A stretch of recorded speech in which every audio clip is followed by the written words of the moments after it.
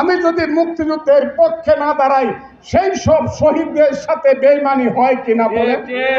সেই রাজাকারের বাচ্চারাই এখন কইব মুক্তিযুদ্ধ হয় নাই, আমি ছেড়ে দিব। জামাত সম্পর্কে সাবধান, রাজাকার আলবদর সম্পর্কে সাবধান।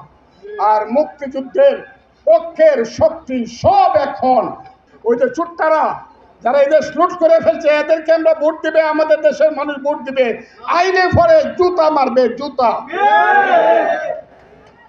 কয় না আমি আওয়ামী লীগের পক্ষে বলি, আমি যে পক্ষে বলি সেইটা হলো জামাতের। যখন আমি বুঝতে পারছি জামাতের চরিত্র ঠিক হয়েছে না, 54 বছর আগে যে তার বাপ রাজাকার ছিল, আলবদর ছিল, এটা হ্যাঁ বলছে না।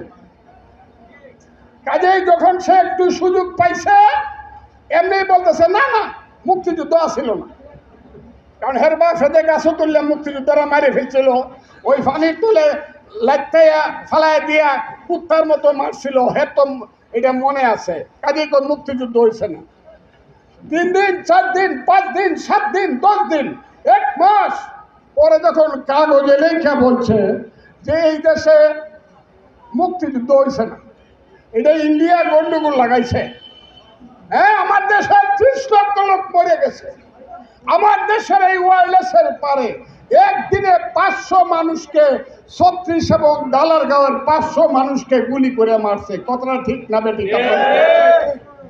এরপরও যে বলে মুক্তিযুদ্ধ হয় নাই এবং তাদের ছাত্র শিবির বলে যারা অস্ত্র হাতে যুদ্ধ করছিল আল্লাহর কাছে মাপ চাওয়ান লাগবে, তখন আমি আর সহ্য করতে পারি নাই। কারণ আমি এই এলাকার মুক্তিযোদ্ধার কমান্ডার ছিলাম।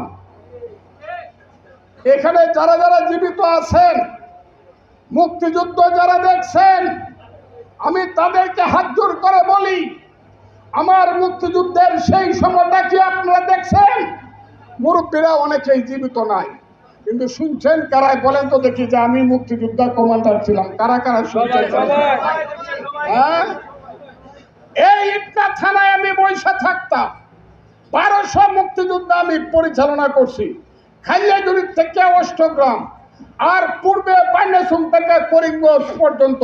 ফজলু কমান্ডারের নাম শুনলে মাথা ছেড়ে দিত রাজাকার রায়, দৌড়ায় ফলায় দিত।